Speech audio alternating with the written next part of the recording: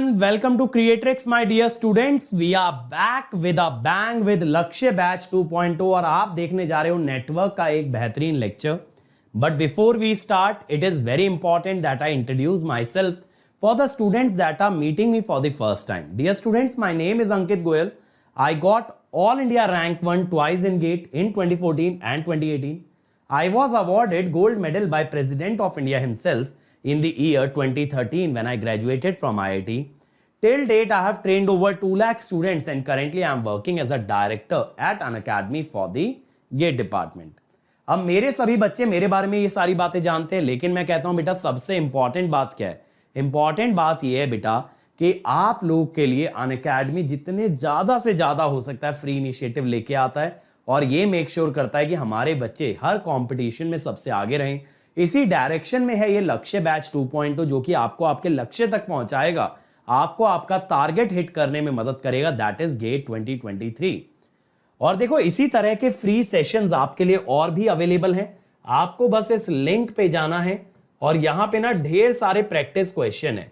अगर आप इस लिंक पे जाओगे ना, आपको ना यहां पे कंसेप्ट थ्रू क्वेश्चन में नेटवर्क का क्वेश्चन प्रैक्टिस मिलेगा. गेट पीवाईक्यू बाय एआईआर 1 में आपको नेटवर्क के पीवाईक्यूज मिलेंगे इलेक्ट्रिकल और ईसीई के. तो अगर आप इस सीरीज के साथ ये दोनों सीरीज भी फॉलो करते हो तो आपसे नेटवर्क का कोई क्वेश्चन नहीं बचेगा. That is a guarantee. तो हम आ जाते हैं भाई फर्स्ट ऑर्डर सर्किट्स पे. ठीक है, first order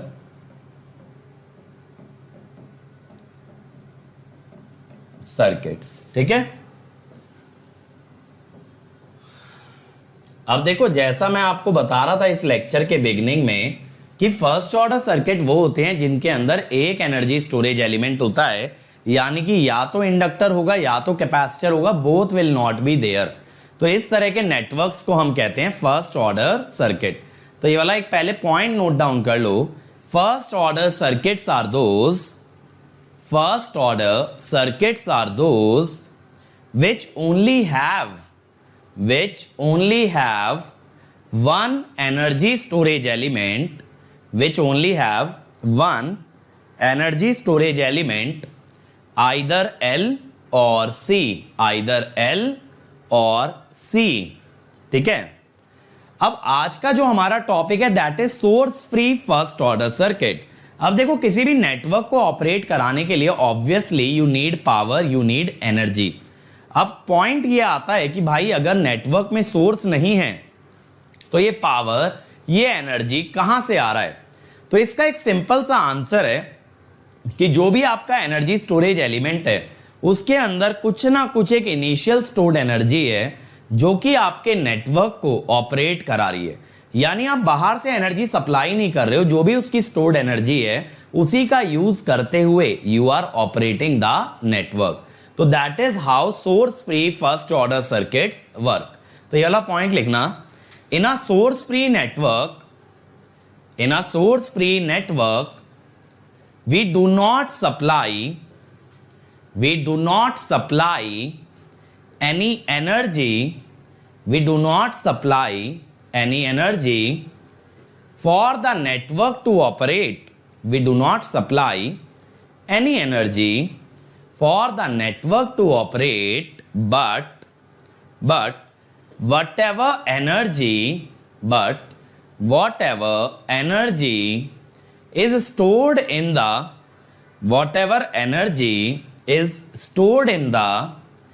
energy storage element, energy storage element helps to operate the network, helps to operate the network.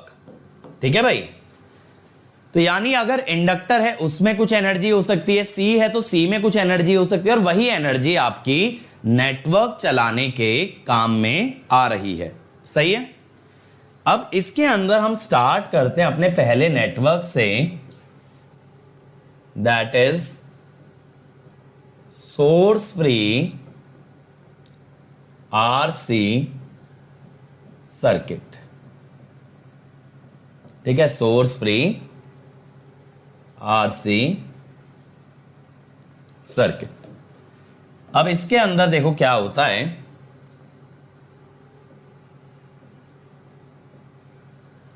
कि एक ना कैपेसिटर होता है और एक रजिस्टर होता है और एक स्विच है। भाई स्विच तो देना पड़ेगा ना सडन चेंज के लिए, सी वीसी, और ये स्विच हम क्लोज कर रहे हैं एट t इक्वल टू 0। अब यहां पे बेटा इनिशियल कंडीशन आपकी क्या है, यहां पे आपकी बच्चों इनिशियल कंडीशन ये है, इनिशियल कंडीशन मैं पहले से दे रहा हूं।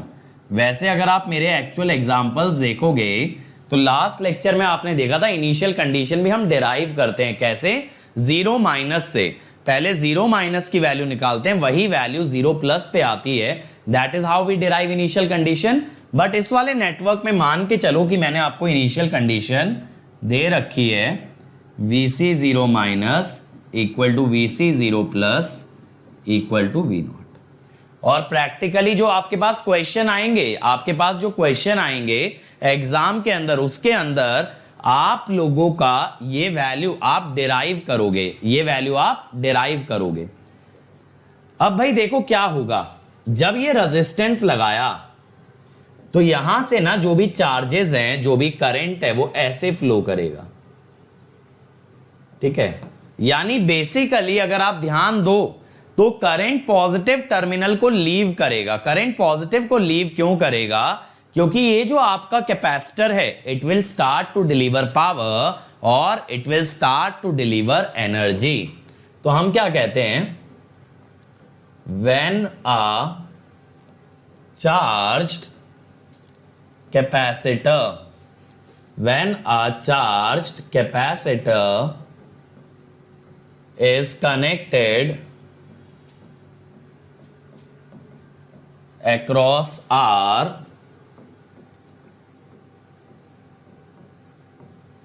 current flows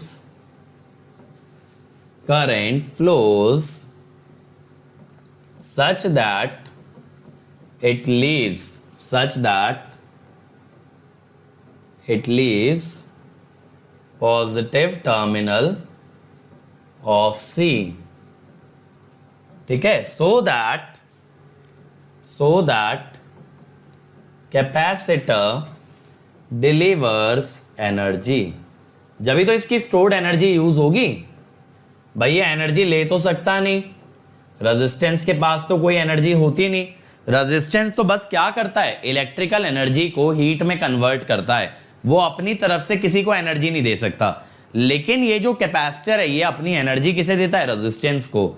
अब याद करो जब हम चार्ज कंजर्वेशन पढ़ रहे थे ना, तो मैंने आपसे एक बहुत ब्यूटीफुल क्वेश्चन पूछा था कि जब ये कैपेसिटर डिस्चार्ज होता है तो इसका चार्ज जाता कहां है, जिसमें बहुत सारे बच्चों का ये आंसर था कि सर वो चार्ज जो है ना हीट बन जाता है। जबकि बेटा प्रैक्टिकली ऐसा पॉसिबल नहीं है कि कभी भी चार्ज हीट बन जाए। एक्चुअली चार्ज फ्लो करता है एक प्लेट से दूसरी प्लेट तक, जिस कारण से दोनों प्लेट का नेट चार्ज आपका रिड्यूस हो जाता है, नेट चार्ज आपका घटने लगता है। That is what happens when we talk about this capacitor, ठीक है। अब यहां पे क्या है कि करंट देखो पॉजिटिव से निकल रहा है, तो मैं क्या कहूंगा कि Vc माइनस KVL लगाए IR इक्वल टू 0। अब I जो है ना मेरे भाई, आप I लिखोगे माइनस CdVc/dt। ऐसा क्यों, मैंने आपको बता रखा है साइन कन्वेंशन कि जब भी कैपेसिटर के पॉजिटिव टर्मिनल से करंट निकले तब करंट होता है माइनस CdV/dt। ऐसे अगर इंडक्टर के पॉजिटिव टर्मिनल से करंट निकले तो वोल्टेज होती है माइनस LdI/dt। पॉजिटिव में एंटर करता है तो प्लस, पॉजिटिव से लीव करता है तो माइनस साइन, ठीक है। तो dVc/dt प्लस Vc/RC इज 0। ये बन गई डिफरेंशियल इक्वेशन। देखो ऐसे ही मैंने आपको ना ऑर्डर रिलेट कराया था। डिफरेंशियल इक्वेशन का जो ऑर्डर होता है वही नेटवर्क का ऑर्डर है, और यहां ये नजर आ रहा है it is a first order differential equation. And यहां एनर्जी स्टोरेज एलिमेंट भी कितना है, 1। तो ऑर्डर 3 चीजों के बराबर होता है, order of transfer function, order of differential equation, and third is the number of energy storage element. अब आप यहां वेरिएबल सेपरेशन मेथड लगा सकते हो for solving the differential equation, variable separation method, ठीक है।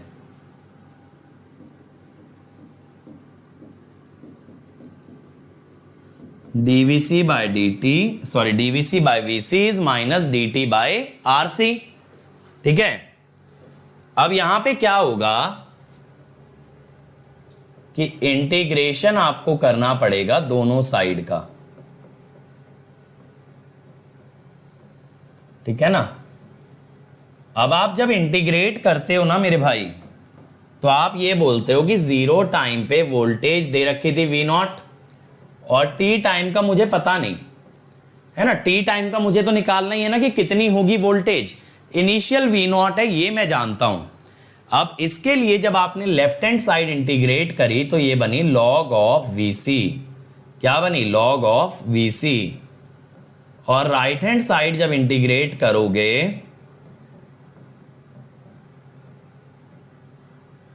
तो ये आएगी, यहां पे आ गया log ऑफ Vc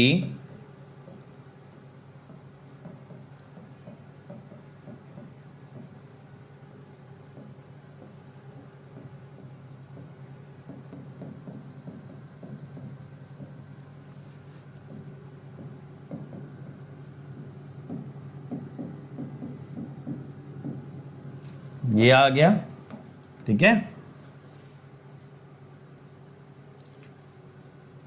अब देखो आप चाहो तो ना इसके अंदर t इक्वल टू 0 पुट कर सकते हो, आपको नजर आएगा कि ये V0 ही है। अच्छा देखो यहां पे ना अगर सिग्नल के हिसाब से सोचें तो हम ऐसा भी लिख सकते हैं, ध्यान से समझना, इसको ऐसा भी लिख सकते हो, है कि नहीं। 0 के बाद है ना इक्वेशन, 0 पे तो इनिशियल कंडीशन ही थी, 0 पे ही तो स्विच ऑन हुआ है, उसके बाद की वोल्टेज है ये, तो आप ऐसा भी लिख सकते हो। अब अगर बेटा इसको ग्राफिकली शो करें, ग्राफिकली अगर शो करें ना,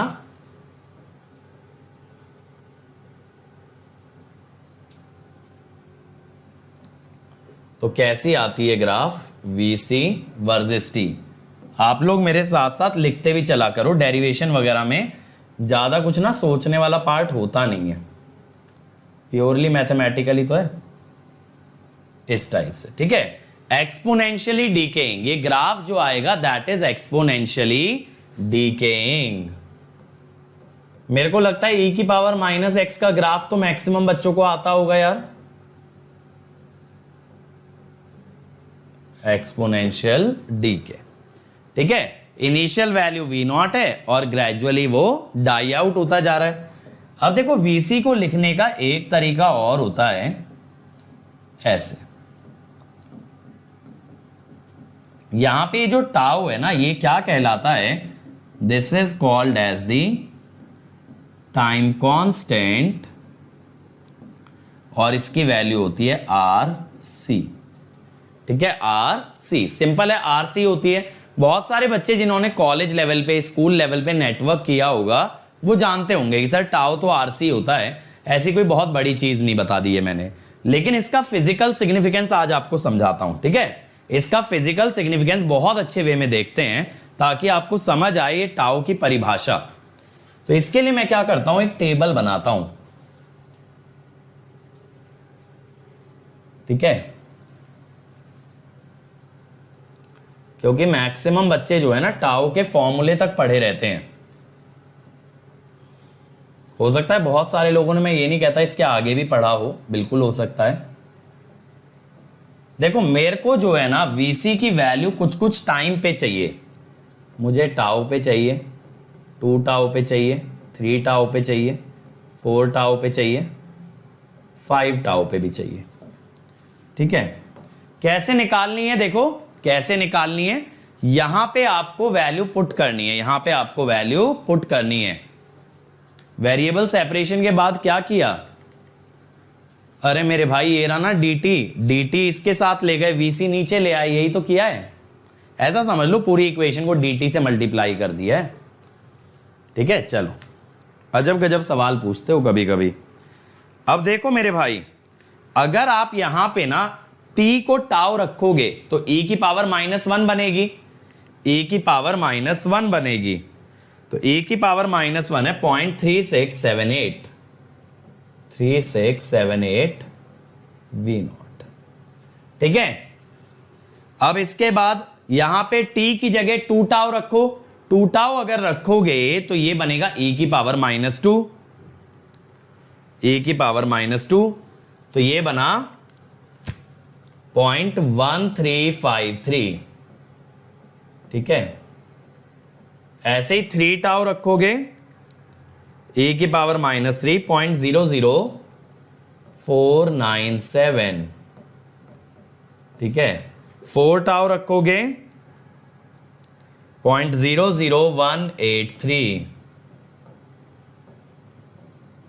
ठीक है, और बेटा 5 टाउ रखोगे तो 6.73 इंटू 10⁻³ V0। अच्छा, चाहो तो ना इसको परसेंटेज में भी कन्वर्ट कर लो, चाहो तो इसको परसेंटेज के अंदर भी कन्वर्ट कर सकते हो आप, ज्यादा अच्छी क्लैरिटी मिलती है। ये जो नंबर्स आ रहे हैं ना, देखो मैं लिखता हूं VC as percentage of V0। V0 का कितना परसेंटेज है, यह है 36.78,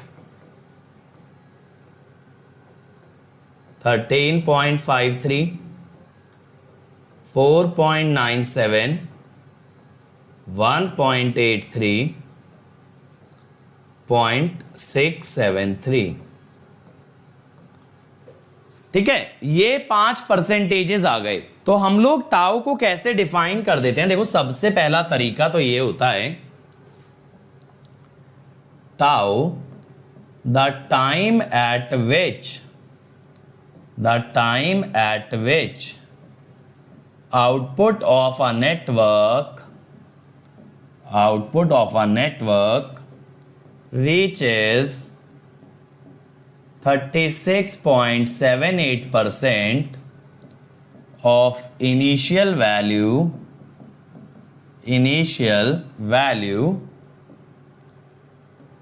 is called time constant। ठीक है, is called as time constant।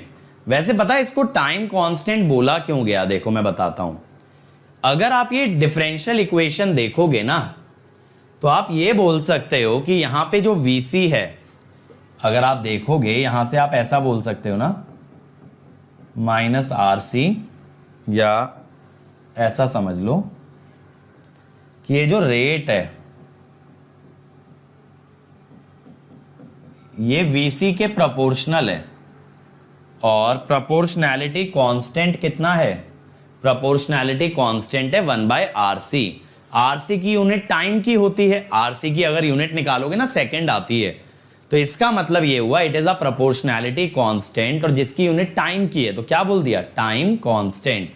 क्या बोल दिया इसको, टाइम कांस्टेंट, नाम वहां से आया है। प्रोपोर्शनैलिटी कांस्टेंट है और यूनिट है टाइम वाली, तो it is a time constant. ठीक है, एक तो चीज हमें यहां से ये क्लियर हुई। अब देखो एक और चीज मैं आपको समझाता हूं। At t equal to 3 tau, at t equal to 3 tau VC is less than 5% of V0। VC just 5% के नीचे चला गया है, देख रहे हो ना, 4.97 है। At t equal to 4 tau VC is less than 2% of V0। ठीक है, इसीलिए क्या होता है ना, जब कंट्रोल सिस्टम्स की बात करते हैं तो वहां पे हम ये कह देते हैं कि अगर 2% का क्राइटेरिया लिया जाए, यानी कि आउटपुट फाइनल वैल्यू के 2% तक आ जाए, तो हम टाइम कितना लेके चलते हैं, 4 टाउ। ये कंट्रोल सिस्टम्स में करते हो। वहां पे आप क्या कहते हो, देखो यार फाइनली आपके आउटपुट को 0 जाना है, लेकिन आप कितने आउटपुट को अप्रोक्सीमेट 0 मानोगे, क्योंकि भैया अगर इस इक्वेशन से देखा जाए तो VC 0 तो इंफिनिटी पे जाके होगा, VC एक्चुअली 0 जाके होगा इंफिनिटी पे। अब आप एक चीज सोचो ना, आप इंफिनिटी तक तो नहीं वेट कर सकते ना सिस्टम के सेटल होने का, यानी कहीं ना कहीं आपको एक चीज मान के चलनी पड़ेगी कि चलो अगर इतनी वैल्यू भी आ गई तो मैं जीरो मान लूंगा। समझ रहे हो?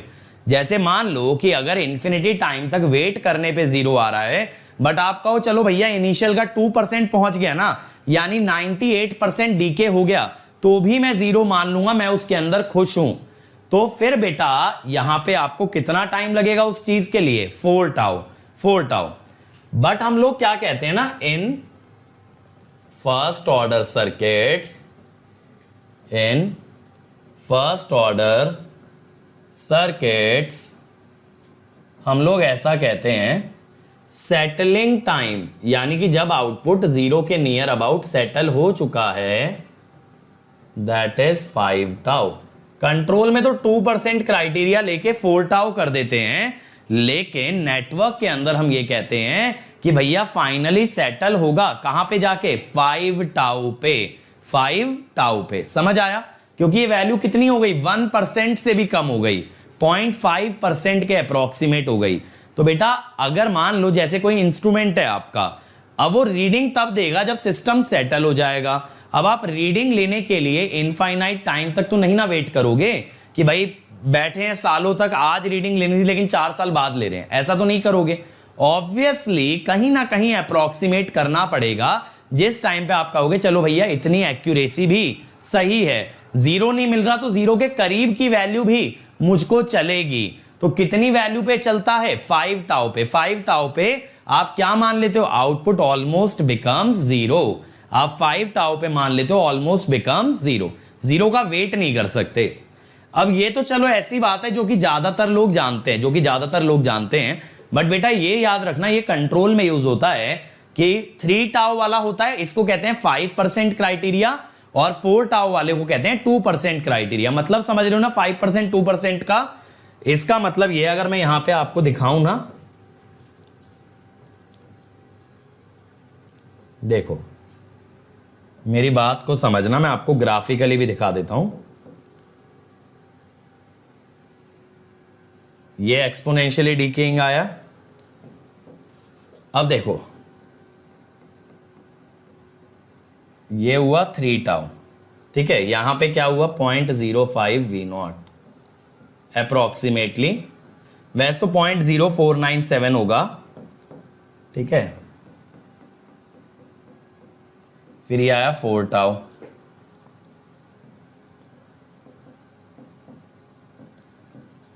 ऐसे ही आगे जाके 5 टाउ। तो 5 टाउ पे अगर आप देखोगे ना भाई मेरे, वैल्यू बहुत ही छोटी हो चुकी होगी, देख रहे हो? ये वैल्यू बहुत छोटी हो चुकी है।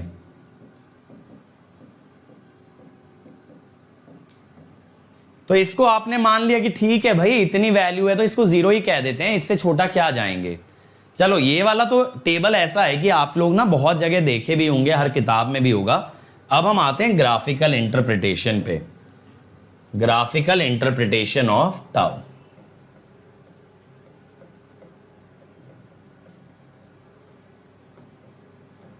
ग्राफिकल इंटरप्रिटेशन,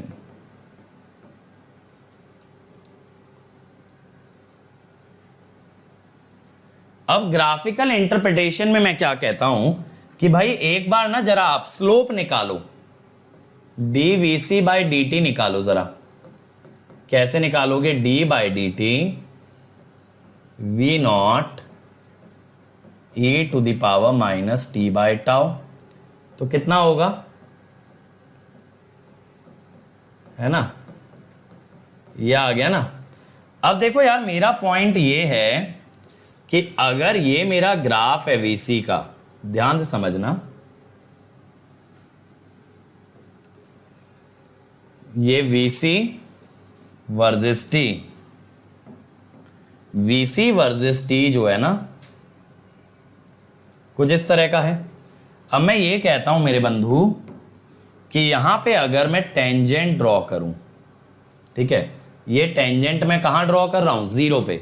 जीरो पे मैं अगर एक टेंजेंट ड्रॉ करूं, अगर टेंजेंट ड्रॉ करोगे, टेंजेंट के लिए स्लोप चाहिए होगा, तो मैं क्या कहता हूं टेंजेंट का जो स्लोप है slope of tangent is basically slope of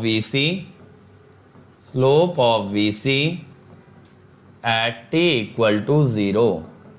कितना होगा t इक्वल टू 0 पे? Minus V0 by tau. अब स्ट्रेट लाइन की इक्वेशन कैसे लिखते हो? एक इक्वेशन आपको याद होगी, y minus y naught is equal to m x minus x naught. तो y यानी कि यहां पे VC जो कि है V0, m ये हो गया slope, x minus x not. x axis पे कहां पे पॉइंट ले रहे हो? 0 पे, यही वाला पॉइंट है ना। देखो यही तो पॉइंट आप लेके चल रहे हो, V0 sorry 0 comma V0, x comma y होता है ना, तो 0 कॉमा V0, इस पे ही तो टेंजेंट बना है। अब यहां पे देखो, यहां पे y जो है ना वो VC है बेसिकली V0। अब मैं आपसे कहता हूं कि इस टेंजेंट का x इंटरसेप्ट क्या है? x intercept of tangent. अब आप किसी भी लाइन का, किसी भी ग्राफ का x इंटरसेप्ट कैसे निकालते हो? आप y को 0 कर देते हो। अगर y 0 हो गया मेरे भाई, तो यहां पे t कितना आया? टाउ। इस बात से क्या समझे? ये जो इंटरसेक्शन है भैया, ये टाउ पे आता है। ये जो इंटरसेक्शन है ये किधर आता है? टाउ पे। तो इसका मतलब ये हुआ मेरे भाई, अगर मैं बात करूं यहां स्टेडी स्टेट वैल्यू की, तो स्टेडी स्टेट वैल्यू है 0, क्योंकि फाइनली कर्व सेटल हो रहा है 0 पे। कर्व फाइनली 0 पे सेटल हो रहा है, तो स्टेडी स्टेट वैल्यू है 0।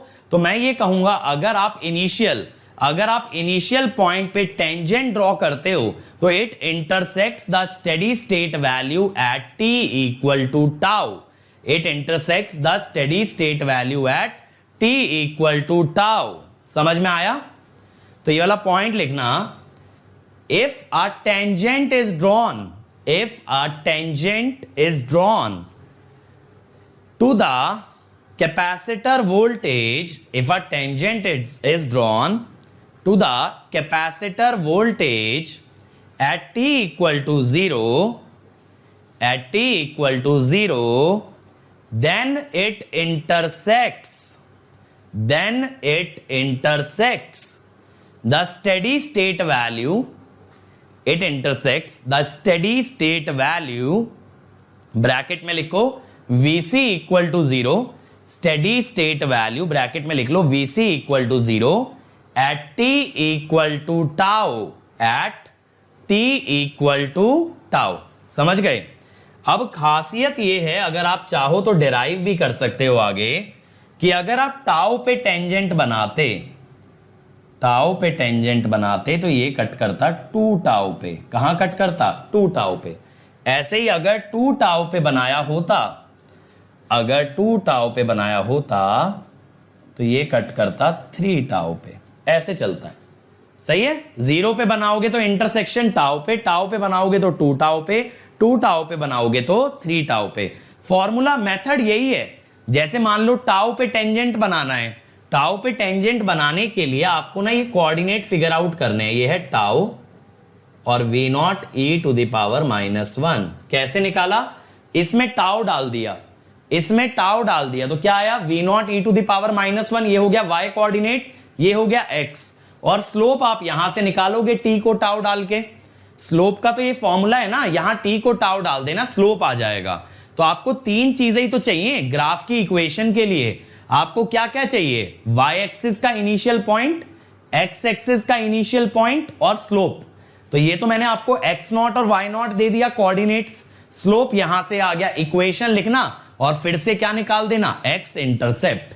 तो वो आपका आएगा 2 टाउ, यानी टाउ पे ड्रॉ किया हुआ टेंजेंट कहां जाके टकराता है? 2 टाउ पे। अब देखो इस नेटवर्क के अदर पैरामीटर्स के बारे में भी बात कर लेते हैं।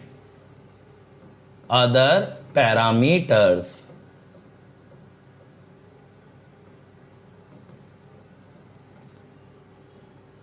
ठीक है। अब अदर पैरामीटर्स क्या होंगे? सबसे पहली अगर मैं बात करूं, फटाफट निकालते चलते हैं क्योंकि अब ये चीज मैथमेटिकल है। फर्स्ट चीज अगर मैं बात करूं, करंट। करंट हम लोग कैसे निकालेंगे यार, IC is minus C dVC by dt, तो क्या होगा minus C d by dt V not,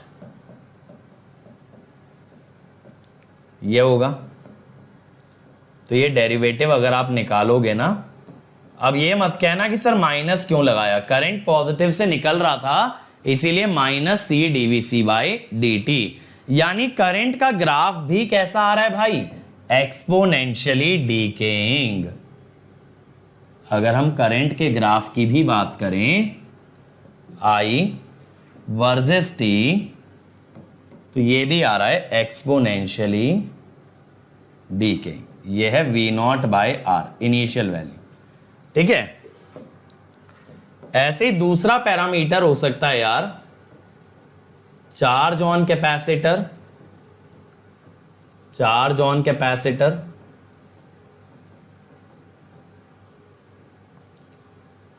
अब यहां पे कितना होगा, सिंपल है फंडा, CVC, तो charge as a function of time is CV naught e to the power minus t by tau, again exponentially decaying। तीसरा, energy stored in capacitor,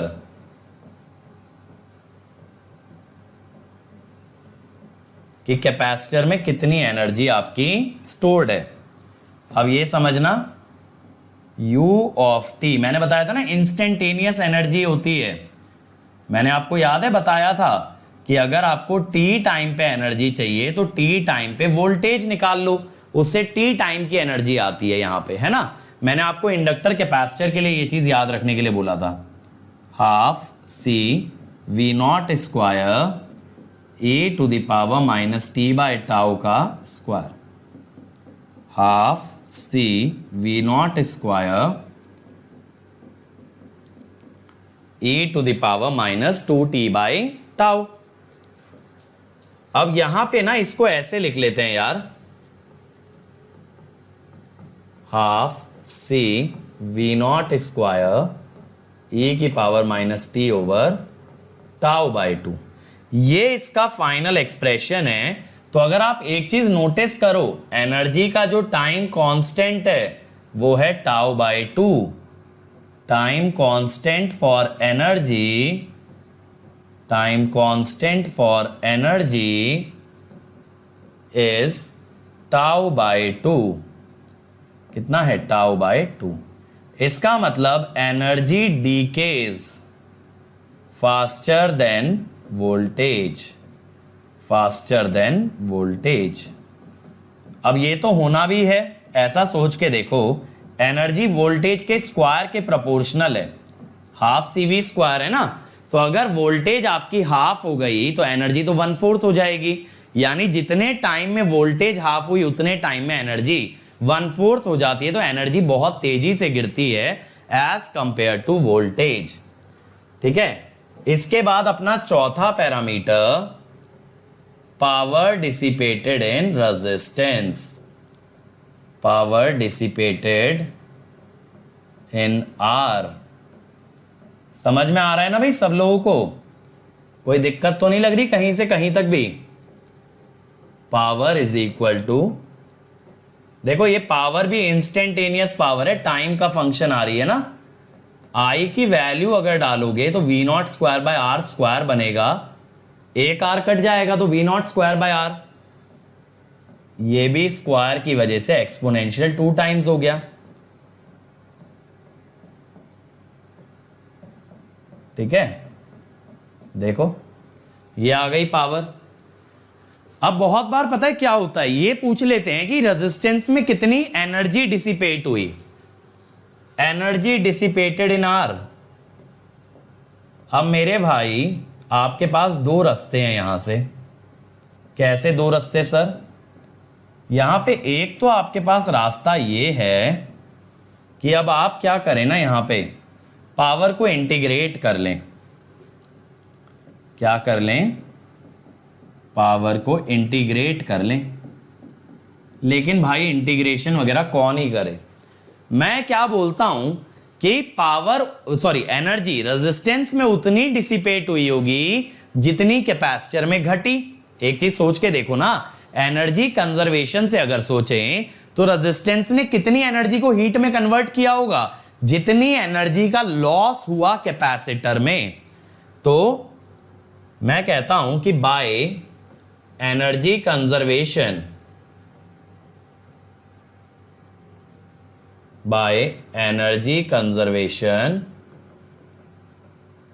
energy dissipated in R is equal to energy lost by C. Energy lost by C, ठीक है। तो ये कितना होगा,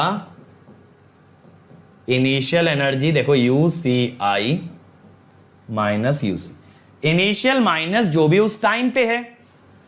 तो देखो initial कितनी थी, उसकी वोल्टेज V0 थी ना इनिशियल,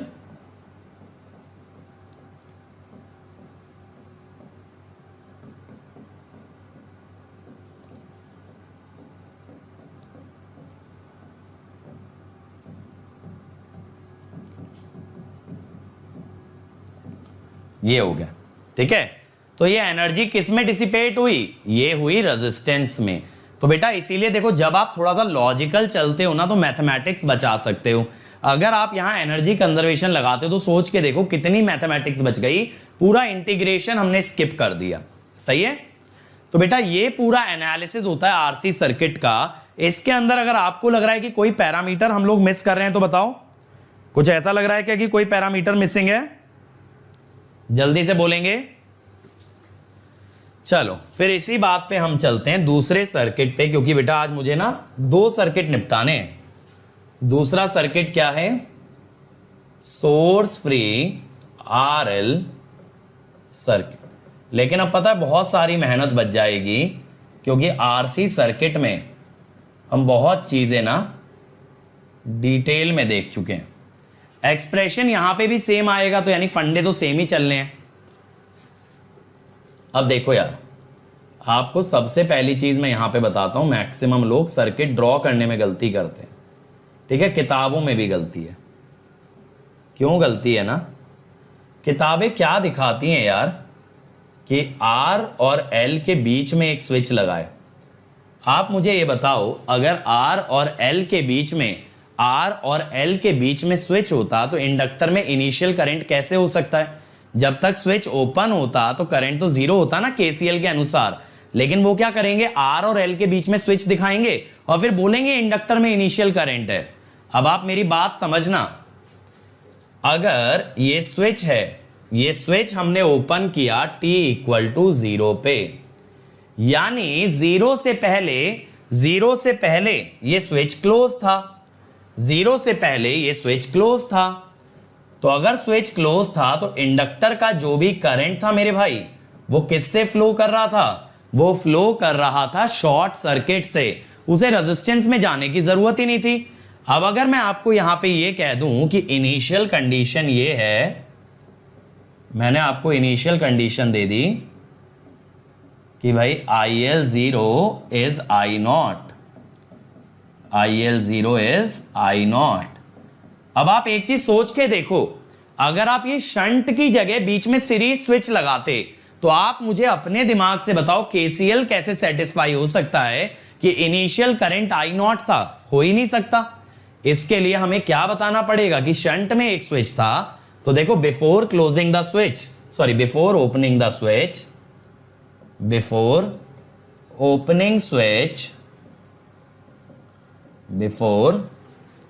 ओपनिंग स्विच, ठीक है, IL flows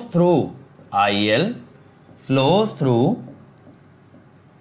short circuit, ठीक है, and once switch opens, IL is forced to flow through R, is forced to flow through R. मजबूरी है ना, इंडक्टर का करंट अचानक से तो नहीं ना बदलेगा, तो इसको आर से जाना पड़ेगा भाई। कहां से जाएगा? जाना तो है, अचानक से बदल तो सकता नहीं, तो मजबूरी है कहां से जाएगा? फिर रेजिस्टेंस में से जाएगा। तो अब हम यही कहते हैं कि ये इंडक्टर का करंट रेजिस्टेंस में से जा रहा है। रेजिस्टेंस में से अगर जा रहा है ऐसे, तो प्लस माइनस कैसे हुए? प्लस माइनस, और पैरेलल में तो पोलैरिटी वोल्टेज की सेम ही रहती है ना, तो यानी इंडक्टर के पॉजिटिव टर्मिनल से करंट निकल रहा है। Based on I flow through R, voltage polarity can be determined. Voltage polarity can be determined, and we can see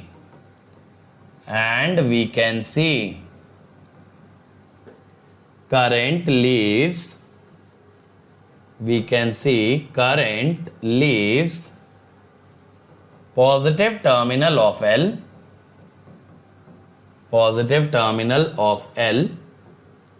so L delivers energy। ठीक है, तो देखो L के अंदर पहले से कुछ एनर्जी स्टोर्ड थी। L के अंदर पहले से कितनी एनर्जी स्टोर्ड होगी? Half L I not square. अब वो उसी एनर्जी का कुछ हिस्सा रेजिस्टेंस को देने लगेगा। तो देखो जो प्रिंसिपल मैंने यहां भी लगाया था ना, अभी यही तो बोला था, कैपेसिटर में पहले इतनी एनर्जी स्टोर्ड थी हाफ CV नॉट स्क्वायर, और T टाइम पे इतनी स्टोर्ड है, तो इनका डिफरेंस गई कहां? इनिशियली ये थी, अभी ये है, तो इसका डिफरेंस गया कहां? वो गया रेजिस्टेंस में। सेम चीज यहां बोल रहा हूं, इंडक्टर में एक इनिशियल एनर्जी है half L I not square, वो धीरे धीरे रेजिस्टेंस के थ्रू हीट में कन्वर्ट हो जानी है। अब देखो करंट जब पॉजिटिव टर्मिनल को लीव करता है, हम यहां ये कह सकते हैं VL equal to VR, parallel है ना, लेकिन VL लिखोगे माइनस LdI/dt। क्यों लिखा भाई माइनस? इसलिए लिखा क्योंकि करंट पॉजिटिव टर्मिनल से लीव कर रहा है, तो DI/I minus DT into R/L, ये बन गया ना। हाँ ये बन गया। अब यहां अगर बेटा दोनों साइड आप इंटीग्रेट करें, वेरिएबल सेपरेशन हो गया ना डायरेक्टली, कोई दिक्कत तो नहीं है ना किसी को? मैंने वेरिएबल सेपरेशन कर दिया, तो मैं कहूंगा 0 टाइम पे कितना करंट है? I नॉट, और T टाइम पे होगा कुछ I। मुझे थोड़ी पता है कितना है, वही तो निकालना है। अब अगर ऐसा आप कह रहे हो, तो लेफ्ट हैंड साइड का इंटीग्रेशन कितना हुआ भाई? log I नॉट से लेके I is equal to minus T R/L। तो log I minus I naught, तो log of I over I naught minus TR/L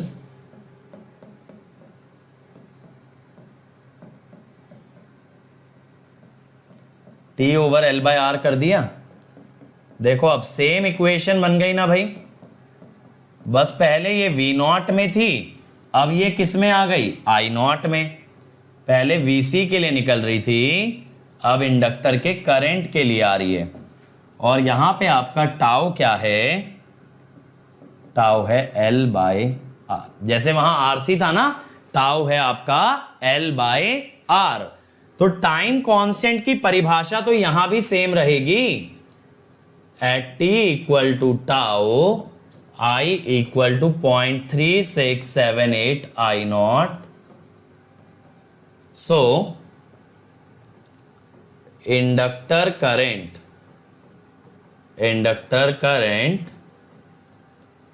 becomes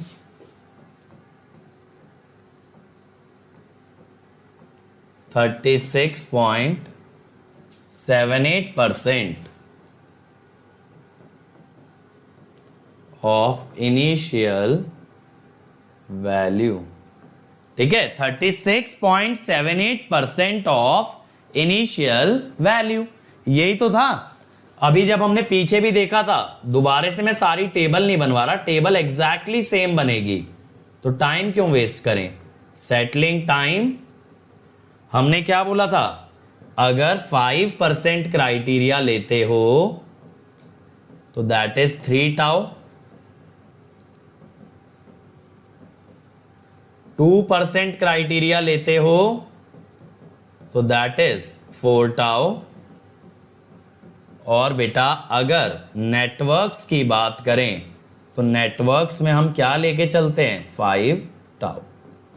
ये हम जानते हैं ना, यहां पे कितना हो जाएगा, 0.673% ऑफ आई नॉट, इतना छोटा हो जाता है। ठीक है, 0.673% ऑफ आई नॉट। ठीक है, वेरी वेल डन हर्षित बेटा, कॉन्ग्रेचुलेशंस टू यू। अगर आपका स्टेट एग्जाम निकला है, ऐसे ही चमकते रहो, आगे बढ़ते रहो। अब बेटा इसके बाद देखो, अगर आप करंट का ग्राफ ड्रॉ करते हो, अगर आप करंट का ग्राफ ड्रॉ करते हो, यहां पे समझ रहे हो ना, इसमें कुछ ज्यादा डिटेल में बताने वाली बात तो नहीं है भाई। बताओ मुझे, अगर ऐसा लग रहा है कि सर दोबारा डिराइव करा दो, क्योंकि एक्सप्रेशन सेम है, सब कुछ सेम आना है। देखो E1 के ग्राफ भी सेम है, इनिशियल करंट है आई नॉट। ठीक है, अब यहां पे बंधु अगर हम टेंजेंट ड्रॉ करते हैं तो हमें पता है कहां कट करता है, टाउ पे। ये तो मैंने अभी डेफिनेशन लिखवाई भी थी। तो जो भी मैंने आपको फंडे दिए हैं ना, वो आरसी सर्किट तक ही रुकेंगे नहीं, वो फर्स्ट ऑर्डर सर्किट के लिए, यानी कि आरसी हो या आरएल हो, दोनों में चलेगा। समझ आया। और ऐसे ही मैंने बताया था, आगे भी अगर टेंजेंट ड्रॉ करोगे, टाउ पे करोगे तो 2 टाउ, इस तरह से चलेगा। ठीक है, 2 टाउ पे करोगे तो 3 टाउ। क्लियर है ना यहां तक। चलो अब इसके बाद अदर पैरामीटर्स निकाल लेते हैं मेरे भाई। अदर पैरामीटर्स में सबसे पहले वोल्टेज। वोल्टेज तो देखो दोनों में सेम ही होगी, पैरेलल हैं, तो VR इक्वल टू VL। अब देखो, या तो आप LdI/dt करके निकाल लो भाई, या तो आप LdI/dt करके निकाल लो, वरना आसान रास्ता पकड़ो ना, IR। भाई जब मैं कह रहा हूं दोनों की बराबर है पैरेलल के हिसाब से, तो रेजिस्टेंस से निकालो, आसान है। तो कितना आएगा, VR equal to VL equal to I naught R e⁻t/टाउ। अब अगर इसको आप पता है डिराइव करते ना -LdI/dt से भी, माइनस क्यों, क्योंकि करंट पॉजिटिव टर्मिनल से निकल रहा था, तो भी आपको सेम ही वैल्यू मिलती, तो भी मैं बताऊं आपको सेम ही वैल्यू मिलने वाली थी। तो ये जो पॉइंट है, this is I naught R। तो हमेशा आसान रास्ता ढूंढना रेजिस्टेंस के लिए। देखो जैसे मैंने एनर्जी का एक आसान रास्ता बताया, यहां वोल्टेज का बताया। दूसरा देखो, जैसे कैपेसिटर में चार्ज था, ऐसे ही इंडक्टर के लिए होगा फ्लक्स लिंकेज। फ्लक्स लिंकेज मैंने आपको इंडक्टर में बहुत अच्छे से डिफाइन करके दिया था। तो ये क्या होता है, psi is equal to L naught, यानी देखो साई ऑल्सो exponentially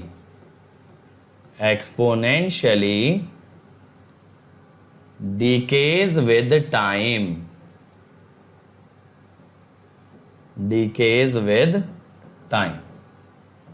ठीक है। अब इसके बाद तीसरा क्या होगा, करंट, वोल्टेज और फ्लक्स लिंकेज आ गया। अब यहां कर low energy stored in L।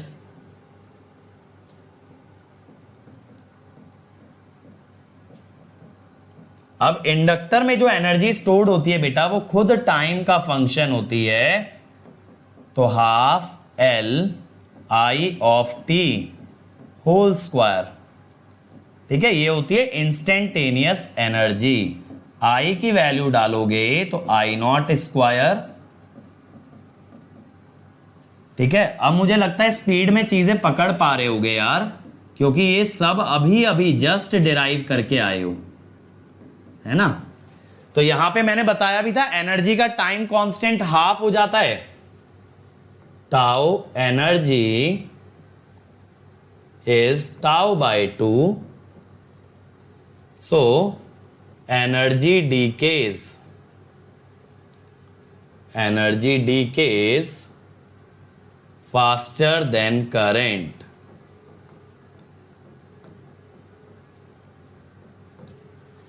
Energy current से तेज डीके करती है भाई। अब इसके बाद चौथा,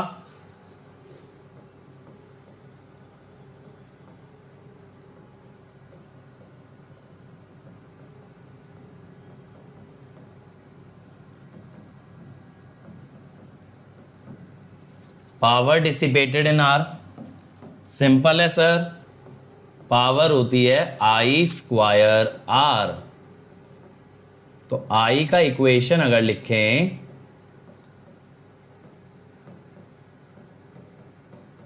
तो इसको भी ऐसे ही लिख सकते हो। देखो सब चीजें एक्सपोनेंशियली डीकेइंग है, बस पावर और एनर्जी का टाइम कांस्टेंट बदल जाता है। ठीक है, हाँ ये आई नॉट स्क्वायर आएगा। Thank you. अब इसके बाद लास्ट क्या बचता है? लास्ट बचता है एनर्जी डिसिपेटेड इन आर। अब देखो बंधु, एनर्जी डिसिपेटेड की जब हम बात करते हैं तो एनर्जी डिसिपेटेड बहुत इजी है, इसको हम एल्जेब्रिकली निकालेंगे। It is the energy lost by inductor. Inductor में जितनी एनर्जी लॉस्ट हुई that is the energy going to a resistor. ये इनिशियल एनर्जी थी और फिर दूसरी किसी भी टी टाइम पे जिस पे आप जानना चाहते हो कि भाई कितनी एनर्जी लॉस्ट हो चुकी है। ठीक है, आप ये जानना चाहते हो ना, मान लो कि 5 सेकंड तक कितनी एनर्जी चली गई, तो आप 5 सेकंड रखोगे टाइम को। तो ये जो एनर्जी लॉस्ट है मैं लिख भी देता हूं, देखो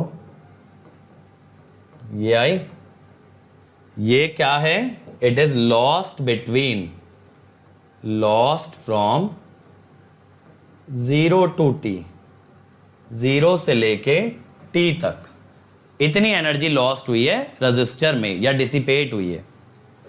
अब देखो यार, पिछले लेक्चर तक हमने ये समझा था कि कैसे हम लोग निकालते हैं इनिशियल और फाइनल कंडीशन। इस लेक्चर में मैंने आपको आरसी और आरएल सर्किट समझाया और इंट्रोड्यूस किया time constant.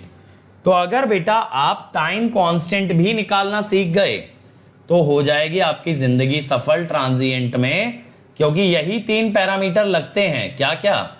Initial condition, final condition and tau. ये 3 पैरामीटर लगते हैं आंसर निकालने में। ठीक है, ये 3 parameter. How to compute tau? Find R Thevenin across C और एल। थेवेनिन रेजिस्टेंस निकालना आता है ना? कैसे? यूज केस 1, 2 या 3 बेस्ड ऑन नेटवर्क। लेकिन किसके अक्रॉस निकालना है? एल या सी के।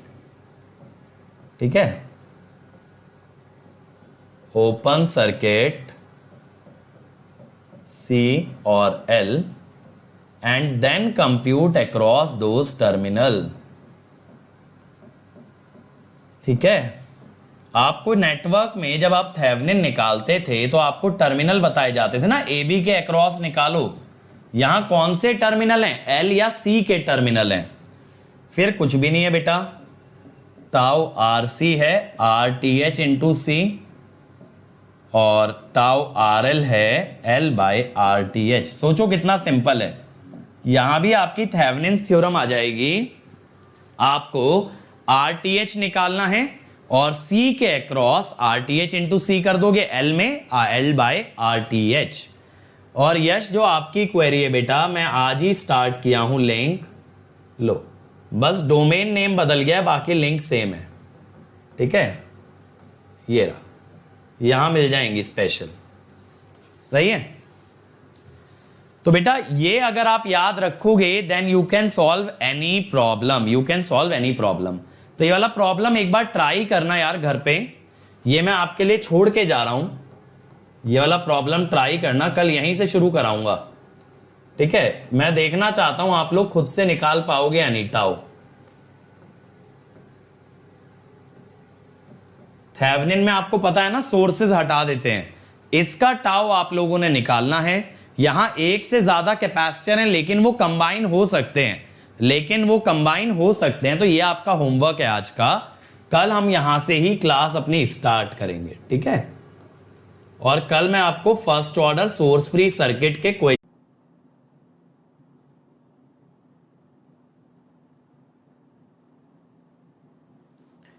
Hey everyone, so I hope you enjoyed the video बच्चों, and let me tell you little bit in detail about Unacademy and its offerings, ताकि आप लोग यार अपना सही डिसीजन ले पाओ, आप लोग डिसाइड कर पाओ आपको आगे कैसे जाना है। तो सबसे पहले मैं इंट्रोड्यूस करता हूं Unacademy Lite। ये हमने बेटा इस साल first of its kind test series launch की है, सेपरेट टेस्ट सीरीज, और ये आप ही जैसे बच्चों के लिए जो लोग सेल्फ स्टडी से तैयारी कर रहे हैं। हम अप्रिशिएट करते हैं आपका एफर्ट, आपकी मेहनत, और इसी वजह से हम आपके लिए लेके आए हैं अनअकैडमी लाइट टेस्ट सीरीज। यहां पे आप खुद को टेस्ट कर पाओगे, आपको मल्टीपल टेस्ट मिलेंगे, वो भी मिनिमम प्राइस में। आपको मिलेंगे topic test, subject test, multi subject test और फिर मॉक टेस्ट, और सबके सब हाईएस्ट क्वालिटी के मिलेंगे।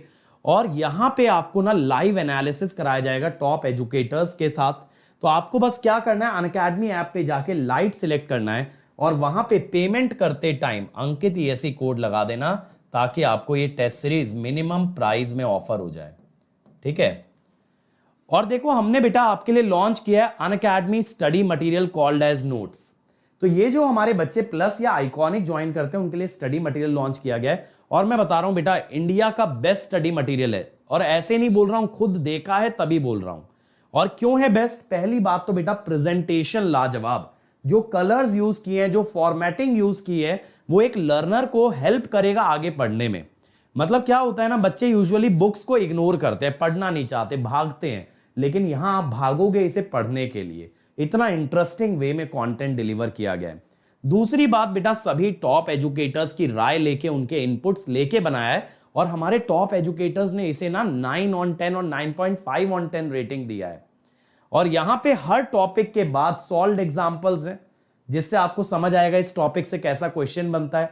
चैप्टर के एंड में प्रैक्टिस क्वेश्चन है, ताकि आप एक बार ट्राई तो करके देखो आपको समझ कितना आया। और सबसे बढ़िया बात, ये मोबाइल ऐप पे अवेलेबल है, तो जहां कहीं जा रहे हो बेटा, छुट्टियों पे जा रहे हो, कॉलेज जा रहे हो, घर आ रहे हो, जॉब पे जा रहे हो, कभी भी रीड करो। और ये हमारे प्लस और आइकॉनिक वाले बच्चों के लिए है, तो इसीलिए अगर आपको चाहिए तो आपको अनअकैडमी ज्वाइन करना पड़ेगा। और कोड आप जानते हो मेरे भाई अंकित ESE, ये कोड ना सिर्फ आपको मैक्सिमम डिस्काउंट दिलवाएगा, बल्कि आपको साथ मेरे साथ कनेक्ट करेगा, क्योंकि यार अगर मेरे साथ कनेक्ट हो गए और मेहनत कर ली तो गारंटीड रैंक है। और अगर आप आइकॉनिक लेते हो तो और मजा आएगा, क्योंकि ये सारा मटेरियल आपको घर पे डिलीवर कराया जाएगा। तो आपको बस 1 साल या 1 साल से ज्यादा का ना आइकॉनिक सब्सक्रिप्शन लेना है। और आइकॉनिक में बेटा और भी बेनिफिट्स हैं जो मैं आपको आगे बताऊंगा। और देखो यार, यहां पे अगर मैं बात करूं रिजल्ट्स की, तो आप हमारे रिजल्ट्स देखो, हम अपनी क्या तारीफ करें, हम अपने बारे में क्या बताएं, हमारे स्टूडेंट्स, हमारे रैंकर्स बता रहे हैं। तो इतनी सारी सक्सेस स्टोरीज, और ये सारे बच्चे बेटा एवरेज स्टूडेंट्स थे जिन्होंने इस बार मचाया, और कैसे लगातार हमारे साथ मेहनत करके इलेक्ट्रिकल में बेटा 10 में से टॉप 6 रैंक्स हमने प्रोड्यूस किए, हिस्टोरिकल रिजल्ट प्रोड्यूस किया है। और आप अगले साल इस लिस्ट का हिस्सा बन सकते हो, कैसे? अनअकैडमी ज्वाइन करके, और उसमें भी using the code Ankit ESE। और देखो, अगर अनअकैडमी ज्वाइन करना है ना, तो आइकॉनिक लीजिएगा। आइकॉनिक में आपको मिलेगा ना एक पर्सनल कोच, मतलब मैं तो गाइड करूंगा, लेकिन साथ साथ एक कोच मिलेगा जो खुद भी एक टॉपर होगा, और उसका जॉब ही ये है आपको गाइड करना, आपकी प्रॉब्लम सॉल्व करना। प्रॉब्लम्स टेक्निकल डाउट्स भी हो सकते हैं, तो आप 1 to 1 डाउट भी पूछ सकते हो। प्रॉब्लम टाइम टेबल या स्ट्रैटेजी की हो सकती है बेटा, तो वो भी आपको बनवाएगा टाइम टेबल, क्योंकि देखो हर बच्चे का रूटीन अलग है, कोई सुबह पढ़ सकता है तो कोई रात को, तो ये आपको यहां पे टाइम टेबल पूरा बनवा के देगा। तो आपसे एक्सपेक्टेशन क्या है कि आप बस मेहनत करो, स्ट्रैटेजी सारी हमारी होगी। टीचर्स आपको अलग से गाइड करेंगे स्टडी बूस्टर सेशन में। आपका ना टेस्ट का रिजल्ट अलग से दिया जाएगा और आपको बताया जाएगा कहां आपको इंप्रूवमेंट की जरूरत है और कैसे वो इंप्रूवमेंट करोगे। कहना तो बहुत आसान है कि आपका नेटवर्क कमजोर है, लेकिन नेटवर्क स्ट्रांग होगा कैसे ये बताना और भी ज्यादा जरूरी है। और यहां बेटा आपको हार्ड कॉपी स्टडी मटेरियल जैसा मैंने बोला घर पे डिलीवर कराया जाएगा। बट अगर कोई बच्चा नहीं अफोर्ड कर सकता तो प्लस पे भी जा सकते हो। प्लस पे बस मेहनत थोड़ी और ज्यादा करनी पड़ेगी, लेकिन रैंक यहां से भी मिल सकती है। यहां पे आपको लाइव और रिकॉर्डेड क्लास मिलेंगी, हर संडे टेस्ट होगा, सारे कोर्सेज स्ट्रक्चर्ड होंगे। अगर अभी आप अनअकैडमी ऐप पे जाते हो ना तो आपको मेरा आगे तक का पूरा शेड्यूल दिखेगा। यहां आप अनलिमिटेड एक्सेस होती है टीचर्स की, जिस टीचर से जो सब्जेक्ट पढ़ना है पढ़ो, फ्री है, ठीक है। Rank improvement batch, crash course, test series. लेकिन याद रहे अगर आइकॉनिक लोगे तो भी ये सब मिलेगा, बट एक्स्ट्रा मिलेगा ये जो बाहर वाला एरिया है, ठीक है। लेकिन प्लस वालों को इतना ही मिलेगा और ये बाकी सारे सिर्फ और सिर्फ एक्सक्लूसिवली हैं आइकॉनिक के लिए। अब देखो आपको क्या करना है बेटा, आपको ड्यूरेशन चूज करना है। जो बच्चे 23 में एग्जाम देने वाले हैं 12 मंथ्स ले, और जो 2 साल में देंगे वो 24 मंथ्स ले। बस कोड आप याद रखो बेटा, अंकित ESE। इस कोड से ना आपको मैक्सिमम डिस्काउंट मिलेगा और साथ साथ मेरे साथ कनेक्ट हो जाओगे। और आप जानते हो बेटा मैं खुद 2 बार AIR1 लाया हूं, इस बार मेरा स्टूडेंट AIR1 लेकर के आया है, तो अगले साल क्या हो सकता है दैट इज बियॉन्ड इमेजिनेशन। और ये मेरा टेलीग्राम चैनल है, इसे ज्वाइन करना मत भूलना भाई। यहां पे इतना सारा study material free of cost पड़ा है कि कोई बच्चा सीरियसली पढ़ लेना तो वो रैंक 1 ले आएगा। और अगर अनअकैडमी आ गए तो एक और बात का ध्यान रखना, यहां पे आप जितने चाहे डाउट पूछ सकते हो। आपको बस डाउट का पिक्चर अपलोड करना है, आपको अपनी ब्रांच बतानी है, जैसे आप लोग इलेक्ट्रिकल इलेक्ट्रॉनिक्स बोल सकते हो। और आपको यह भी बताना है किस लैंग्वेज में वीडियो सोल्यूशन चाहिए। हम आपको वीडियो सोल्यूशन जल्द से जल्द प्रोवाइड करेंगे। अगर उसमें आपको कोई भी कमी लगती है, कोई दिक्कत लगती है, तो आप उसको रिपोर्ट कर देना, रिव्यू रिक्वेस्ट कर लेना और उसको हम रिक्रिएट करके देंगे। और अगर फिर भी कोई क्वेरी बच गई इसके बाद भी अनअकैडमी के बारे में कि लेटेस्ट बैचेस कौन से हैं, क्या ऑफर चल रहा है, क्या प्राइसिंग चल रही है, तो ये मेरी टीम का नंबर है। इनका काम ही बेटा आपको असिस्ट करने का। This is your helpline number. तो इस हेल्पलाइन नंबर पे कॉल करना, हमेशा आपको हेल्प प्रोवाइड की जाएगी, जल्द से जल्द आपके कॉल को रिवर्ट किया जाएगा। But don't forget this number and don't forget this code Ankit ESE। So thank you everyone. Like share subscribe कर देना यार, बोलने की जरूरत पड़नी नहीं चाहिए। और ज्यादा से ज्यादा इस वीडियो को फैला दो ताकि मुझे भी मोटिवेशन मिले और मैं भी आपके लिए और ज्यादा वीडियोस लेकर के आऊं। Let's crack it.